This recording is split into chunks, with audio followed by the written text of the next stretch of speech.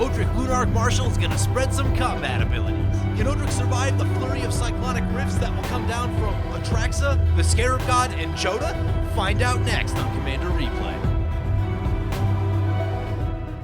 Hey guys, I want to take a quick second to thank some of my awesome Patreon supporters. We have Lynx Virtue, Watermelonhead, Joseph C, and Stroden. You guys are awesome.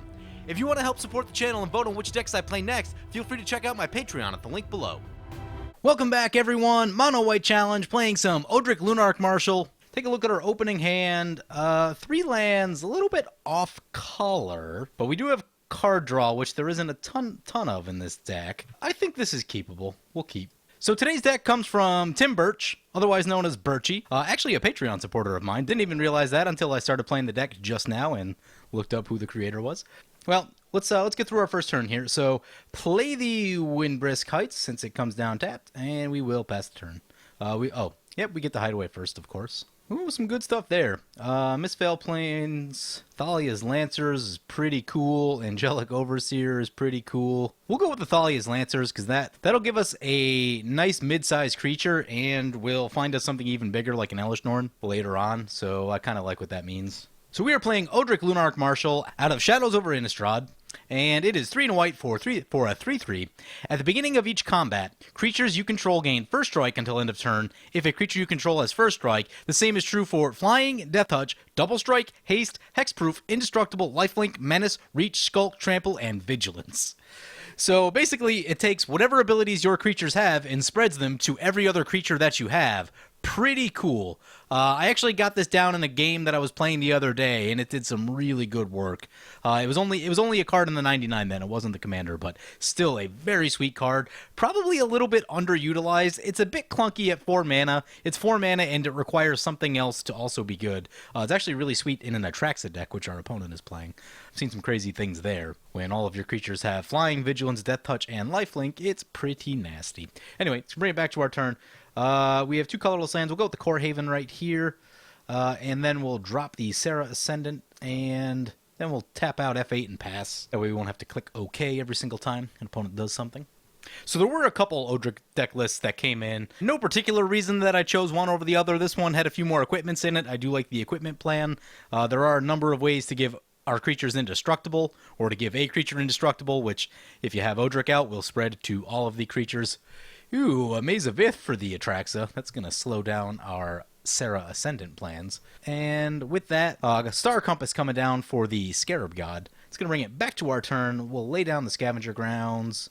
We will play... I guess we'll play the Haunted Cloak right here. Don't feel like we're needing indestructible just yet. Not that we can equip anything anyway, but if we get another creature down, I think it'll be helpful to have the Haste ability on tap. Would love to draw a land on our next turn. We'll swing into the Jodah opponent first time. Let's see if it gets mazed. Nope, lets it go through. Jodah down to 34. Sounds good to me. We go up to 46. Let's take a look at what our opponents are playing today. First up, we have Jodah Archmage Eternal, which is a very powerful commander. It's 1 blue-red-white for a 4/3 flying. You may pay Wooburg rather than pay the mana cost for spells that you cast. Could be any number of big, nasty things in their deck. They could go for things like Eldrazi, Praetors, other big nasty creatures that could go more of a spell-based route and do some wackiness that way. Enter the infinite omniscience kind of stuff. Also a concern. Anything we can do to keep Jodah off the battlefield will be a fantastic idea. As soon as it untaps, it's basically, okay, let's find out what the biggest thing in your hand is. And that's going to bring it back to our turn. We missed that land drop. That is unfortunate. Guess we just run the Darksteel Plate down there. Send this one at the Scarab God opponent. Opponent lets it go through with the Maze of Ith once again. Sounds good to me. So we go up to 52. Scarab God down to 34. There's a Jodah. Getting back to our opponents, by the way, Atraxa Praetor's Voice, one that we've probably all seen at least a couple times by now. Extremely popular commander. Typically, most people like to go the Super Friends mixed in with a couple +1/+1 counter creatures in there is the route that most people go. Every once in a while, you'll see something real crazy like the charge counters out of the original Mirrodin block, which is fun. We'll find out what our opponent is up to today. Opponent going to swing into us with the Vengeful Dead. It's going to hit for 3. No blockers. There's a Legion's Landing. That's something. I'll actually be very happy if we can get that flipped into a land, because we need lands. So play the Legion's Landing. We get a 1/1 token. Going to put Darksteel Plate on the Serra Ascendant, just in case anyone wants to get frisky with a board wipe or anything like that. We'll go back at the Jodah this time. Swinging into Atraxa means that we'll just get Maze of Ith, so assuming that they are aware of their Maze of Ith, which they have not proven to us that they are yet. That's it's one of those cards that I always seem to forget that I have for some reason. Maybe it's because I just don't play with it that often. I should run it a little bit more than I do. It always feels painful giving up that land drop to me, though, especially in the early game. It does kind of put you a turn behind, just that you can stop big things from attacking you, so... there is a cost there. Now, if you draw it late in the game... Ooh. So Jodah gonna go straight for Avacyn, Angel of Hope. Would love to get our Avacyn down, but that is a long ways away. Opponent gonna swing into us with Jodah. Sure, that's gonna hit. Take a quick peek at our deck list and see what we got in terms of removal. We do have a Swords. We do have a Path. Swords and Path, that's... Tempt with Discovery. Everyone choose no. Man, we need a land, though. Yeah, we really need a land. What kind of lands can we get? Ancient Tomb would be reasonable in that it makes 2 when we've already gained a bunch of life. Myriad Landscape. Myriad Landscape is solid, but it is a little bit slow. Nykthos will be good later. It's not quite good yet. I think it's got to be Ancient Tomb, because we've missed the land drop already, so really do need to get caught up in that regard. There are 38 lands in this deck, so likelihood of drawing more lands should be pretty good. If we can draw a land off the top, or a creature that... Actually, we can play our commander next turn. So we can play Odric this turn, and theoretically, we should be able to flip over this Legion's Landing, which could get us another land, even if we miss our land drop. Though I would like to actually make this land drop. That would be pretty sweet. So Scarab God's in play. It's going to get to... Each opponent's going to lose a little bit of life, and they're going to get to Scry, and that is X1. Gilded Lotus for the Scarab God opponent. That's some pretty good mana ramp right there. I would sign up for a Gilded Lotus. And an Undead Alchemist. Nice.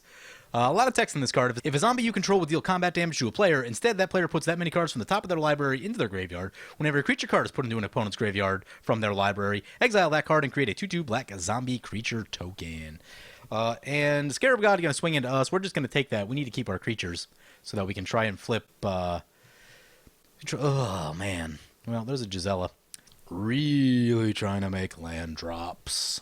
Do we go Odric or do we go Gisela first? Don't know.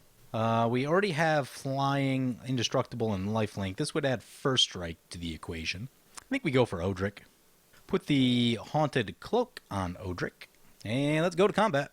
So Odric going to spread all the abilities. Abilities spreading every which way. Flying, Haste, Indestructible, Trample, and Vigilance, as well as Lifelink. I think if we swing back into the zombie opponent, and that's going to flip over our Legion's Landing. So, making land drops in the awkwardest of ways in this game does make me sad that we can't then use our Windbrisk Heights. So, Scarab God losing a bit more life. They go down to 24, and we'll pass the turn like that. Good news, actually good news with Odric is that Odric gives us good blocking against Avacyn and any other flyers that people may try to throw out there. So, Signet coming down for the Jodah. And going to combat, Odric going to spread the abilities again. And I mean, that should basically like make us close for business. I don't think people are going to be attacking into us very much. I do like the fact that there is a pretty good amount of lifelink in this deck, and actually all of it seems to be in our hand. Because even though Scarab God trying to chip away at us, and that Avacyn at points may try to chip away, our life total is still nice and high, so we can take quite a bit of punishment and kind of stay out of that danger zone of Alpha Strike range when you start getting down around like 20. Garruk Wildspeaker coming into play. I would sign up for one of those right now. Basically anything that gets more mana is a place that I want to be. Opponent gets to untap 2 lands. Go to combat. Odric's ability spread. Back to the Scarab God's turn. They get more scrying, and this time they have more zombies, so that life loss is going to start to become a relevant amount. It's going to be X3 right now. Ooh, that's an overloaded Cyclonic Rift. That's going to hurt. That is going to hurt a lot. It's going to hurt even more if we don't draw a land. If we don't draw a land, this is going to be really painful. Opponent swinging at us, sure. Won't do damage. Will mill us a whole bunch, though. We mill a lot. We get many of our creatures exiled. We find a Cage Sun. Cage Sun does not actually give us that much additional mana, which is a little bit sad. So with that being the case, I think we need to wait on that Cage Sun. Right here, we're going to go for a Serra Ascendant. We do have 10 commander damage on us. That's a thing we'll need to be careful of. I assume now, since a lot of the indestructible stuff is gone, people are going to start looking towards using some board wipes. Oh, we could have Sun Titan for a land. That is, well, that being the case. So what I'm going to do is I'm going to get Haunted Cloak Yeah, I'm going to go for Haunted Cloak because I want that in play next turn for the Sun Titan. And then we can Sun Titan back a land and give haste, and then Sun Titan back another land, which I really like. So put the Haunted Cloak on the Serra Ascendant. Tough choice. Do we swing into the Jodah opponent? Jodah opponent's going to be losing a lot of life to the Scarab God. Yeah, I think we swing into Jodah. What that's going to do is that's basically going to force Jodah to have a board wipe because of the amount of life loss from the Scarab God, and they just scoop. So Jodah out of the game. So it's going to be up to Atraxa to have a board wipe now. Things that aren't good. Right now, this Mind's Eye is not good. And Cage Sun could get there if we do all the things that I've been talking about for next turn. Baneslayer is a bit redundant with Gisela, and we're short on mana, so we'll pitch the Baneslayer. Garruk Wildspeaker coming back. We did lose our Wrath of God in that milling. There's not a lot of board wipes in this deck. I did add an Austere Command, just because I don't like to leave home without Austere Command if I'm playing white. But based on the way that things have been going for us, we haven't really been drawing the way that we want to for most of this game. So that's kind of a thing. Atraxa coming down. Not the board wipe. I was kind of hoping for. So Scarab God's getting to draw X a lot. Was that 5, 6, 7? X7? Whew. Talking about some pretty big chunks of life now. I built the Scarab God a few times. I was never able to get to that point where I actually had a lot of zombies out like that. And was really able to get that life loss thing going. Noxious Ghoul. Oh, wow. Whenever Noxious Ghoul or another zombie enters the battlefield, all non-zombie creature tokens get -1/-1 until end of turn. Ooh, we might be getting wiped right here, depending on how this attack goes from our opponent.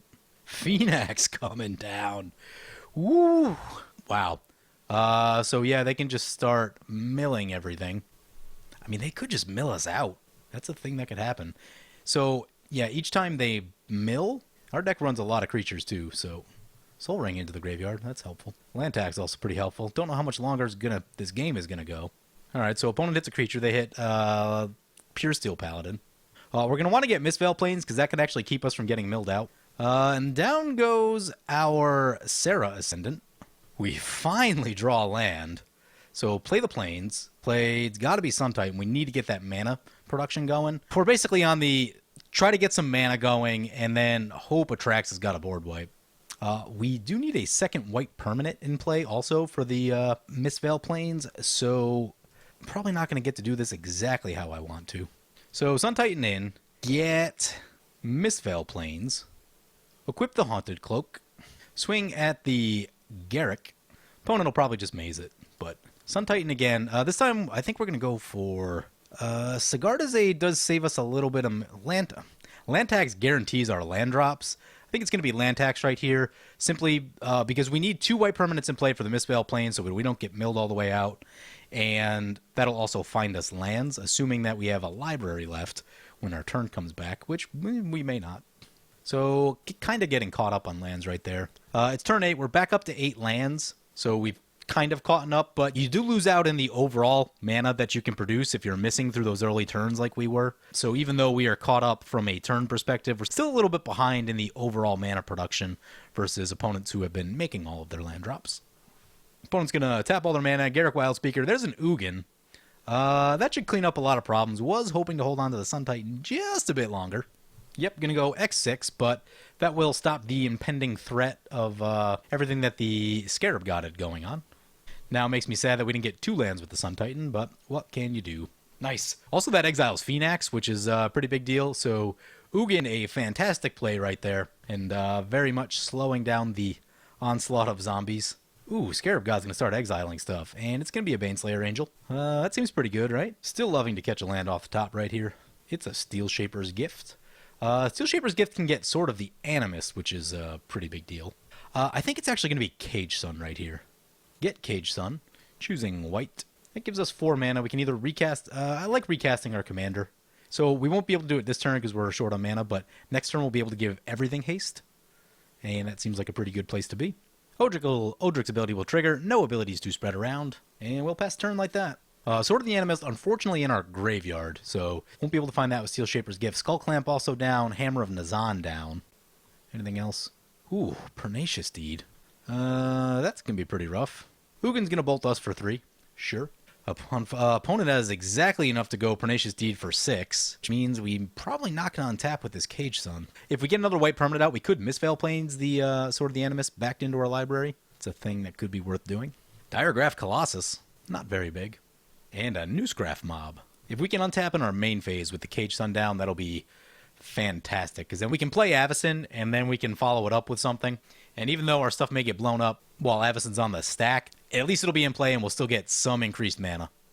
Opponent going to come in for 9. Scarab God damage starting to stack up a bit here. We should be able to start blocking soon, though. 15 commander damage. I'll have to be careful of that. Nice. So, we untap with Cage Sun and we draw land. Play the land. Let's try Avacyn. Hope it doesn't get countered. Newscraft Mob will trigger. Alright, so opponent's going to try to destroy everything, going X6 on the Pernicious Deed. We're going to tap out all of our mana, or at least all of our white mana anyway. So, board's getting wiped. Ooh, that hits the Scarab God really hard. They were relying on a lot of artifact mana ramp, and we've got still 6 mana available to us. What's the best way that we can use that? I'm thinking Archangel of Thune. Yeah, I'm thinking Archangel of Thune and Steel Shaper's Gift. Go grab an equipment. What are our choices? Sword of Vengeance, Sword of Feast and Famine, Swiftfoot Boots, Lightning Greaves, Batterskull, and Basilisk Collar. It's actually going to go for the Swiftfoot Boots for 2 reasons. 1, the haste. We can grant all of our stuff haste with Odric. And 2, the hexproof is relevant against the Maze of Ith. Didn't see a Mask of Memory. Would probably add one of those in. That's actually probably going to be a better source of card draw than the Mind's Eye. Mind's Eye, I was having a discussion on Reddit about this the other day. Someone was asking if it's good. It can be if your deck is not the type of deck that wants to tap out its mana during its main phase, but most of the time, for decks that do, like aggressive decks, creature-based decks, it's usually just too slow. Spending 5 mana doing nothing and then having to pay even more to actually draw cards, it's just not really where you want to be. It's just way, way too slow. Too much mana invested. Now, in a really long game, sure, it can be good, but this game's actually heading into being a really long game. Now that we're in turn 10, and it isn't about to end, doesn't look like it's about to end anytime soon. Atraxa is starting to become a real problem. Ticking up on that Ugin. Scarab God coming back, so Avacyn's unfortunately not going to untap. Pearl Medallion, reasonable. Very reasonable. If we cast 2 whites, let's see how much. 3, 4, 5, 6, 7, 8, 9. Our commander is going to cost 6, which is a bit. Commander and Swiftfoot Boots, I think, because that gives that'll give both of our creatures hexproof and haste. So yeah, let's go Odric. Ooh, we're getting down to 23. We need to get that lifelink going again too. So Odric coming back. Play these Swiftfoot Boots. I'm actually going to put the Swiftfoot Boots on Avacyn because of the Tamiyo. I would prefer to not have my Avacyn tapped out every single turn. So, going to combat, Odric's going to spread the abilities, Flying, Haste, Hexproof, Indestructible, Lifelink, and Vigilance. We're going to be swinging into the Ugin. Send both into the Ugin. Definitely can't have Ugin in play. Ugin gets high enough to start exiling stuff. We's in trouble. So Swiftfoot Boots going to shut down that Maze of Ith. And I actually find that is one of the best uses of Swiftfoot Boots, is shutting down opposing Maze of Iths. So Ugin goes down. We gain some life. We go back up to 27. That's good. We get some +1/+1 counters on our creatures, which is also good. So, I mean, we were up to like almost 60 life at one point and dropping all the way down to about 20. We have taken a lot of punches this game, a lot of life loss from that Scarab God, a lot of combat damage, etc., etc. So, that is one of the beauties of gaining life. It doesn't protect you against everything, but it can protect you against a lot and just buy you a lot of time. We'd probably be dead already if we hadn't gained that much life. Opponent's going to tap our Archangel of Thune, sure. I guess I've also been pretty cavalier with this Ancient Tomb also. I'm pretty sure I've tapped it every single turn for something. So turn 11, I think we got it around turn 4 or 5, so it's at least a good 10-12 damage from Ancient Tomb. Atraxa just passes. Well, that's scary. So opponent untaps with their Scarab God. Looks like they're going to start using that ability right away. And looks like they get themselves a Newscraft Mob. That's actually a pretty good call. It's a 9/9. Wow. So Scarab God right back in it. I think with the thing that we can do, I think Atraxa is still the problem here. Have to hope Atraxa's not sitting on a Cyclonic Rift. If they are, it's going to be really, really painful. Opponent's going to swing into the Tamiyo. Yes, please. Opponent's going to Maze of Ith. Cool. So Maze of Ith down. One thing we'll need to think about too, at some point we may need to crack this Scavenger Grounds and exile all the things in the graveyard. There's a lot in our graveyard, which makes me not the happiest, but I don't know that there's a lot of ways to get that stuff back, and the Scarab God's ability is going to become very problematic. Well, there's Lightning Greaves. Those aren't really where we wanted to be right here. So what I would love to do is go Gisela and crack the Windbrisk heights, except if opponent's sitting on Cyclonic Rift, we are in a bad place. So I'm actually... Alright, I'm going to try it. I don't love this plan, but... So we're going to play Gisela, but I'm not going to play anything else. That's going to be it in case there's a Cyclonic Rift. Go to combat. Send this into Tamiyo, that into Tamiyo, and this at our opponent's face. Do they have the Rift? Yep, there it is. Wish I didn't play the Gisela. Although, I guess we can still activate Windbrisk Heights. That's a thing. Okay. So everything getting bounced. Is that the second Cyclonic Rift of this game? Did we see one already? I feel like we did. Tamiyo's going to survive, which will be quite annoying. Let's use the Windbrisk Heights ability. So Thalia's Lancer's coming down. We get to search for a legendary card and put it into our hand. Do we have any more legendary lands? Because I would probably take a legendary land, quite honestly. Our choices are Oketra's Monument. Oketra? Inventor's Fair, you say. Heliod, God of the Sun. Elspeth. Elspeth could be pretty good if we have to get into a Planeswalker battle with our opponent. So none of those. I think the choices are going to be Elish Norn, because Elish Norn's always good. Elish Norn will help us close the game out faster, which is something to think about.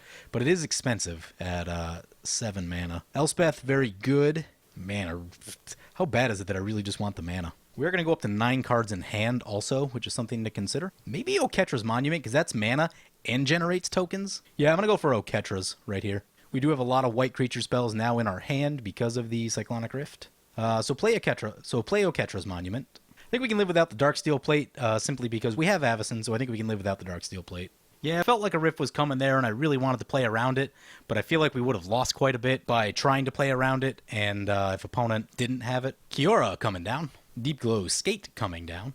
Ooh, Tamiyo's got 12 counters on it.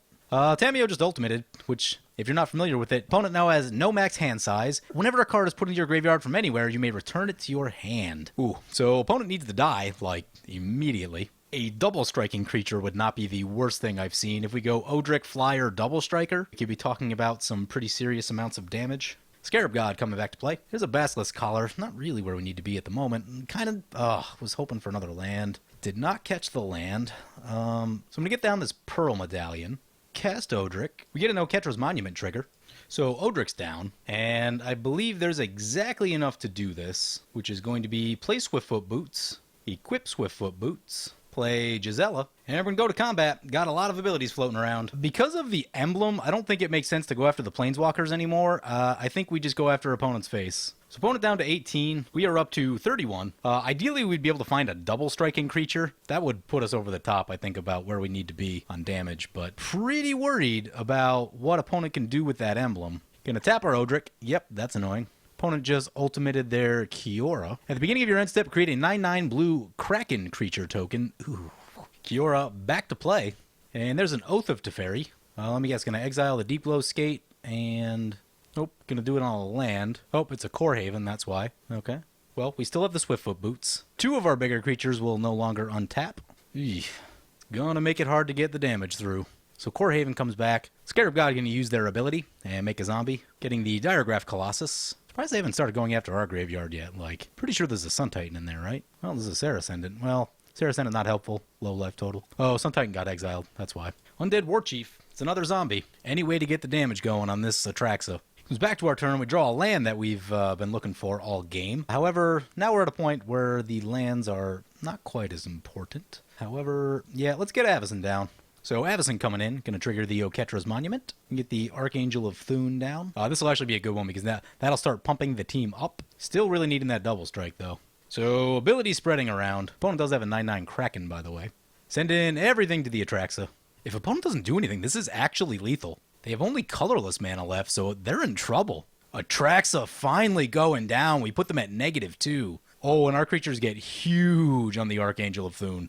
Nice. We're in a very good position now. Our creatures are indestructible. After combat, they will have hexproof. Opponent should have a pretty tough time dealing with this. Oh, and now everything's massive because of the +7 counters. Wow, that's sweet. But man, that Atraxa, they were really starting to get going there with 2 emblems. That Cyclonic Rift got us pretty good. It didn't blow us out completely where we had to like discard all of our stuff to hand size, but surviving 2 Cyclonic Rifts this game so far, that is a very hard thing to do. Most of the time you'll just lose when that happens. Opponent's going to cycle a Gem Palm Incinerator. Lose life equal to the number of zombies. Good thing we've been gaining a lot of life all game. We've had to have taken like at least 60 damage over this game. Again, a good chunk of it coming from this Ancient Tomb, but other things as well. Going to combat, going to spread those abilities around. Don't think opponent's going to be able to attack in with all this stuff going on. There's an extra planar lens, a little bit late on that. Let us go to combat. Swing with everything. And this should do it. Can't imagine that they have anything. Boom! Archangel of Thune, what is up? So, Odric, Lunarch, Marshal. Yeah, pretty good when you start spreading those abilities around. Especially when you start spreading around lifelink, you start gaining a lot of life. We were able to use that Ancient Tomb with Abandon because of all the lifelink. We didn't have to worry too much about incoming attacks from our opponents, other than the commander damage that was starting to pile up on us a little bit. But yeah, this deck is pretty sweet. It could certainly be refined a little bit. It seemed a little bit clunky in spots. We did get straight just a little bit unlucky in that there are 37 lands and we could not draw lands to save our life. We got the land tax exiled away after we went for it, which was troublesome. So caught some bad breaks in that regard. Mind's Eye is a card that I would cut, either Mask of Memory or the new one that's not available in Commander 18. What is it? Endless Atlas. I would probably look at those instead. Even Staff of Nin, I think, would be an upgrade. But yeah, the deck is pretty sweet. Could probably use a touch more mana acceleration. Yeah, there's not a lot of mana acceleration in the early part of the game. You have the doublers, which are great. Well, we have Cage Stone. We don't have the 5-mana one. It could use some more mana rocks early in the game. Just even things like Mind Stone, Thought Vessel, Fell War Stone, that kind of stuff, just to get things going a little bit quicker. I've really come to realize that I don't like to leave home without Worn Power Stone in basically any of my decks. Worn Power Stone really does a lot for your mana production. Can be a little bit slow. You're not doing anything super impactful on turn 3, but the mana it allows you to make later in the game is fantastic. So that's one that I'd probably add in. Thran Dynamo is also a powerhouse, noticeably absent from this list. So probably add in some of those. But other than that, still a really sweet deck. You guys can see, once you get all the abilities spreading around, some crazy stuff can happen. So sweet deck. Congratulations to Birchie on their submission with the deck. And hope you guys enjoyed this video. And as always, feel free to comment, like, or subscribe. Thank you for watching.